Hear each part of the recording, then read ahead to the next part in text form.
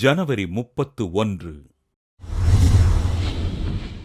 புனித John Bosco.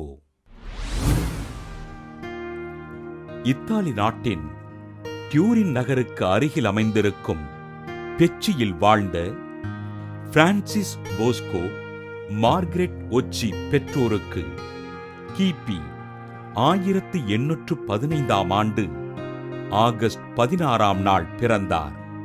John Bosco இறைபக்தியிலும் ஞானத்திலும் சிறந்து விளங்கிய போஸ்கோ கிபி 1835 ஆண்டு குருமடத்தில் சேர்ந்து 6 ஆண்டுகள் பயிற்சி பெற்று கிபி 1841 ஆண்டு ஜூன் மாதம் 6 அருட்குருவானார்.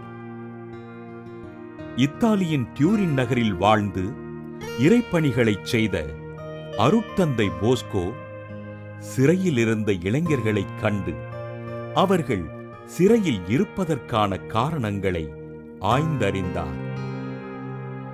தவறான வழியில் செல்லும் இளைஞர்களுக்காகவும் வீதியோரங்களில் வாழ்ந்த சிறார்களுக்காகவும் மணமகள் இல்லத்தினை ஆரம்பித்த அருட்தந்தை போஸ்கோ சிறுவர்களிடமும் இளைஞர்களிடமும் அன்போடு இருந்து அவர்களை வழிநடத்தினார். புனித பிரான்சிஸ் சலேசியாரின் ஆன்மீகத்தையும் அவரது கருத்துக்களையும் பின்பற்றிய அருட்தந்தை ஜான் போஸ்கோ ரிஃபுஜியோ நகரில் இளைஞர்களுக்காக புதிய இல்லத்தினை தொடங்கி புனித சலேசியார் இல்லம் என்று பெயரிட்டார். அருட்தந்தை ஜான் போஸ்கோ நடத்திய இல்லத்திற்கு வருகை தருகின்ற இளைஞர்களின் எண்ணிக்கை நாளுக்கு நாள் அதிகரிக்க தன் தாயாரின் உதவியுடன் அனைத்து இளைஞர்களையும் பாதுகாத்து அரவணைத்தார்.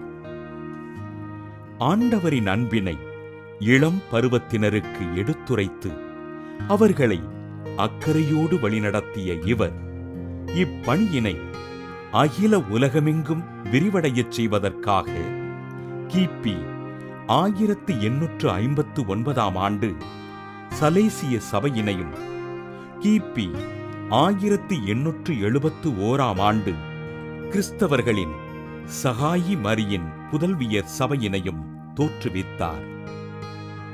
தண்டனையில்லாத கல்வி முறை, எவரையும் வருத்தாத நெறிமுறை, அன்போடு பழகும் பாங்கு போன்ற நன்னெறிகளால் இளையோரின் மனதில் இடம் பிடித்த அருட்தந்தை ஜான் போஸ்கோ கிபி 1888 ஆண்டு ஜனவரி 31 விண்ணகமடைந்தார்.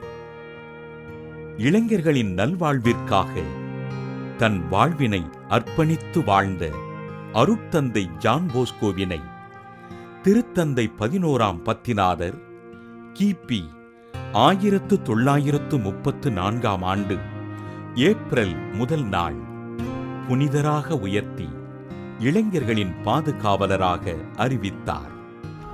புனித ஜான் போஸ்கோ திருவிழாவினை கொண்டாடுகின்ற நாம் அவர் நிறுவிய சலேசிய துறவற சபைக்காகவும் அதன் பணிகளுக்காகவும் ஆண்டவரிடம் ஜெபிப்போம்.